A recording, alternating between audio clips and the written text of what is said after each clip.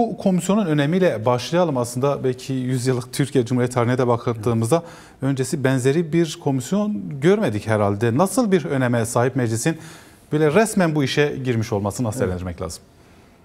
Yani önemli bir adım, önemsemek gerekir. Aslında 104 yıl önce 1921, yani 1920-21'de Koçgiri isyanıyla Kürt sorunu Türkiye siyasetinin gündemine yakıcı bir biçimde isyanlardan sonra Cumhuriyet tarihinde giriyor ve o zaman meclis bir inisiyatif oluşturuyor. İşte Diyap Ağa'dan tutalım, Hasan Hayır ve benzeri Kürt vekiller ve sorunun çözümünden yana olan vekiller ki o zaman da ilk oluşturulan Türkiye Cumhuriyeti Anayasası'nda Kürtlerin hakları ve özellikleri ya da hak talepleri yasal güvenceye alınıyor. Kanuni esasiye içerisinde. 1921 Anayasası ortak iradeyle oluşturulmuş bir anayasa ve ilk isyan da çatışmasız bir biçimde meclis zeminde oluşturulan akil insanlar ve parlamenter heyetler üzerinden ele alınıyor ve kurulan diyalogla işte isyan sonlandırılıyor. Alişan Bey Koçgiri'ye yönetici olarak atanıyor ve Kürtlerin hakları tanıyor. Fakat 1924'te bildiğimiz işte bu Lozan Anlaşması'yla aslında Kürtlük tümden inkar ediliyor. O günden bu yana öyle parlamento zemininde oluşmuş Kürt sorunu ele alan ya da 52 yıllık çatışmalı çelişkili çözümü ele alan Kürt ve Kürdistan sorunun yasal anayasal boyutunu irdelemek isteyen bir çalışma söz konusu değil. 4 Nisan 2013 tarihinde akil insanlar 63 kişiden oluşan bir heyet söz konusu. 3 aylık bir çalışma yürüttüler.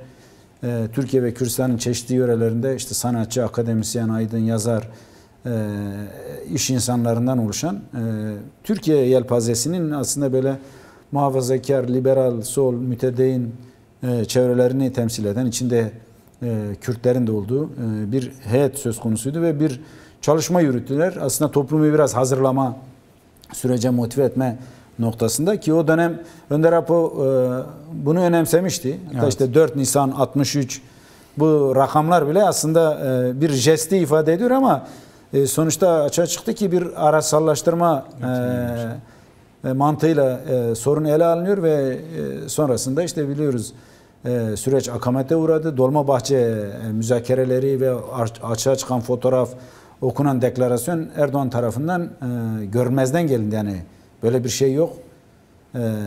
Yani başa dönüldü. Dolayısıyla 24 Temmuz 2015'te Lozan'ın yıl dönümünde Kürdistan'a ve gerilla karşı bildiğimiz 10 yıllık çöktürme eylem planıyla bir saldırı başlatıldı. 2 polisin Ceylanpınar'da öldürülmesi vesile edilmişti ki hala karanlıktır. Süreci sabote etmek için yapıldı kesin. Seçim sürecini biz biliyoruz. İşte Suruç'ta patlamalar oldu. DAEŞ'in seri eylemleri oldu Kürt. Antep'te bir yurtsever düğüne, Ankara'da sol muhalif çevrelere ve en son 5 Haziran'da da Ahmet'te dönemin Kürt Partisi'nin mitinginde Selahattin Demirtaş sahnedeyken bir patlama oldu. İşte evet. 7'sinde de seçimler oldu. Yani ama o zaman Önder Apo ne diyordu? Eğer siz bu süreci doğru ele alıp çözmezseniz, araçsallaştırırsanız darbe mekaniği devreye girer ve hepiniz kaybedersiniz.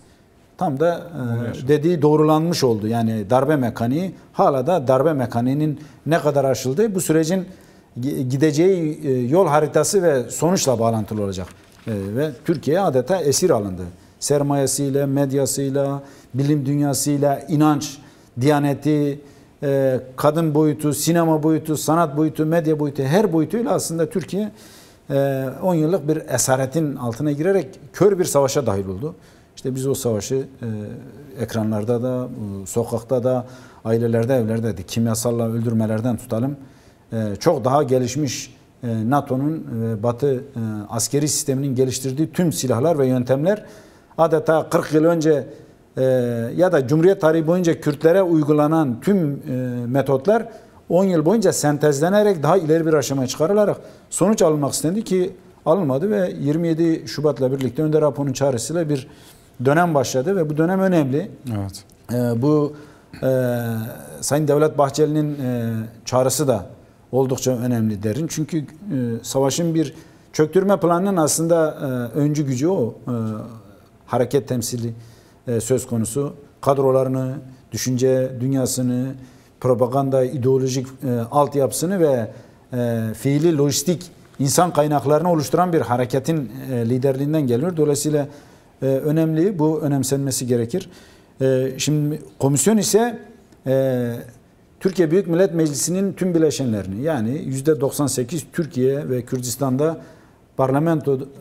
parlamenter sisteme dahil olmuş, oy kullanmış, kendi temsilcisi olarak gördüğü kitlenin tezahürü ve sorun zaten yasal ve anayasal bir sorun. Çünkü evet, 2013 sürecinde de hatırlarsanız Önder Apo eğer bu yasal ve anayasal zemine kavuşturulmazsa yapılan tüm çalışmaların illegal olduğunu ve sonrasından hesap sorulacağını söyledi ki birçok komisyon üyesi siyaset dışına itildi, tutuklandı, sürgüne gitti. Hatta işte diyelim devlet tarafını temsil eden kadrolar ise siyaset dışına itildi. Kürt tarafının kadroları ise hapisle, işkenceyle, yurt dışına, siyaset dışına atılmayla yüz yüze kaldılar. Dolayısıyla o noktada da doğrulanmış oldu. Yani bu açıdan oluşturulan komisyonun işte 51 kişi, 48'di. Şu anda herhalde DEM Partisi'nin önerisiyle 51 kişi tekrar olacak. Bu sorunun teşhisi, tanımı ve çözümü noktasında bir irade ortaya koyacak. Türkiye Büyük Millet Meclisi adına. Çünkü Türkiye'de en büyük organ odur. Halkın iradesini temsil eden, hani üzerinde yazıyor ya, egemenlik kayıtsız şartsız halkındır, ulusundur, milletindir. O zaman bu milleti temsilen eğer bu bileşen oluşmuşsa buradan en önceliklisi bu sorunun adının ve tanımının doğru konulması. Nedir? Derneği nedir? Kapsamı nedir? Boyutu nedir? Yakıcılığı nedir? İşte 52 yıldır en azından bilfiil bir PKK mücadelesi. 1973 bu yani. 1925 ve 37 arası 22 yılda 12 yıl, 13 evet, yılda orası 60-70 yıllık bir Kürt kavgası var. Yani topu Cumhuriyet 20 yıl nefes alabilmiş. Yani kavgasız. Evet. Ki onda da işte solla kavga, İslamcılarla kavga, muhaliflerle kavga. Yani hep kavgaydır. 100 yıl, 104 yıldır Koçgiri'den, ki ondan öncesi bir Osmanlı tarihi var 1800'lü yıllardan. Yani 200 yıldır öl ve öldür üzerinden muazzam bir sistematik gelişmiş. Bir iktidar gelişmiş, bir devlet mekanizması, bir sermaye mekanizması, bir düşünce, akademi dünyası, bir basın dünyası, bir inanç dünyası. Hepsi inkar üzerine, gasp üzerine, talan üzerine ve asimilasyon üzerine şekillenmiş muazzam bir yıkım organizasyonudur. Dolayısıyla heyetin görevi ve sorumlu öyle sıradan basit, güncel, bazen günlük tartışıyor işte, diyor kimle görüşecek? Ya nasıl kimle görüşecek? Bunun tartışması bile abestir. Evet. Muhatabı kimdir? Önder Abdullah Öcalan'dır ve İmralı'dadır. İki yerdir bu çözümün mutfağı. Bir, mecliste oluşan komisyonun ortaya koyacağı çözüm iradesi. İki, İmralı'da Önder Apo'nun ortaya koyacağı iradedir. Hani bazen diyor görüşmeli mi? Böyle bir şey tartışılamaz bile. Eğer görüşmeyecek zaten komisyonun varlığı anlamsızdır. Bunu tartışmak bile anlamsızlaştırır bazen. Muhatap İmralı'dadır ve ortaya koymuştur. 27 Şubat'ta irade beyan etmiştir. 1 Mart'ta PKK hemen cevap vermiştir. Peşi sıra Mayıs ayında kongreye gitmiştir.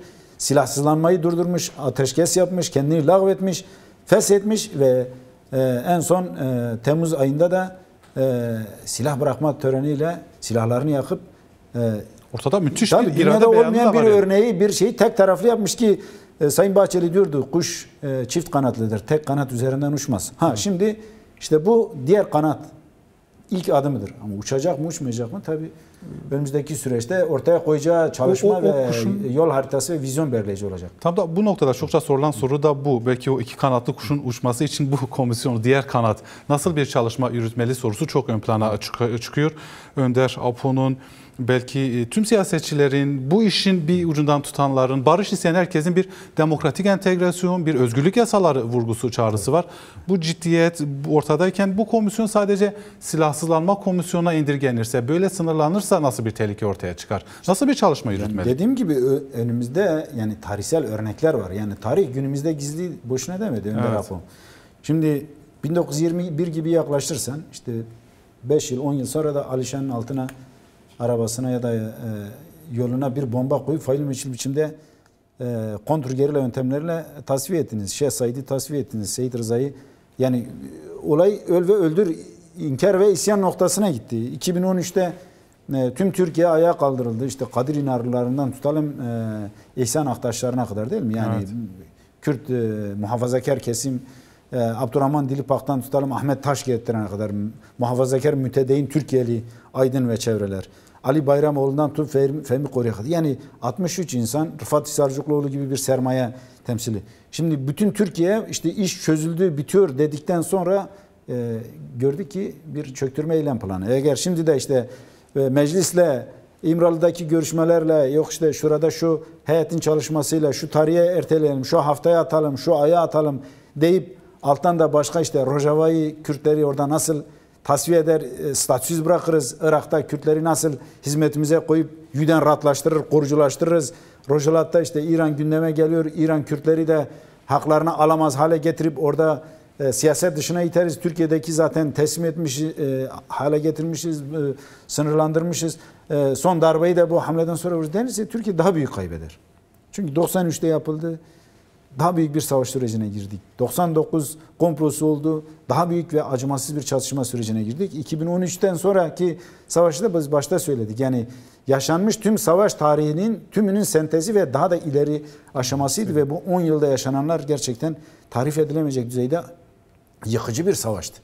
Kürtlere verdiği zarar kadar Türk devleti ve Türk toplumu, Türk gerçekliği herhalde tarihte hiç bu kadar yıpranmamış, geriye düşmemiş ve eksinin altına gitmemiştir yani. İnançtan tutalım okullara kadar yani. Sokakta insanların yaşamından tutalım pazara kadar, eğitim dünyasına, camiye, sanata, üniversite koridorlarına yani her yerde muazzam bir kirlenme açığa çıktı. Evet. Şimdi bu kirlilik taşırılamaz yani. Sürdürülemez hale gelmiş. Fakat Kürtlerin kaybedecek hiçbir şey yok. Yani tarih de göstermiş. Şimdi de değil, 5 bin yıl önceki de, günümüzdeki de, son 200 yılda. Yani Kürtleri inkar ederek siz sistem içerisinde diğer halklara yaptığınızın aynısını yapamayacaksınız, başaramayacaksınız. Dolayısıyla Önder Apo burada öznedir, merkezdir. Dolayısıyla komisyonun ilk yapacağı iş, ele alacağı husus, Önder Apo'nun ortaya koyduğu iradi yaklaşıma denk bir işte diğer kanadı inşa etmektir. Bu nasıl olur? Yasayla olur, anayasayla olur, yol haritasıyla olur ve ortaya koyacağı iradi tutumla. Yoksa dostlar pazarda görsün biçimde eğer bir rol ve misyon üstlenecek, işte yok kimle görüşecek, ne kadar saat görüşecek, basına açık mı olacak, kapalı mı olacak? Türkiye'nin sorunu bu değil ki. Belirttiniz. Yani özgürlük yasaları, demokratik entegrasyon yasaları, işte silah bırakılmış. Değil mi? Silahlar yakmış insanlar. 30 tanesi yaktı. Peki binlerce var, kendiniz söylüyorsunuz. Peki bunlar nereye gidecek? Değil mi? Yani bu çözüm nasıl olacak?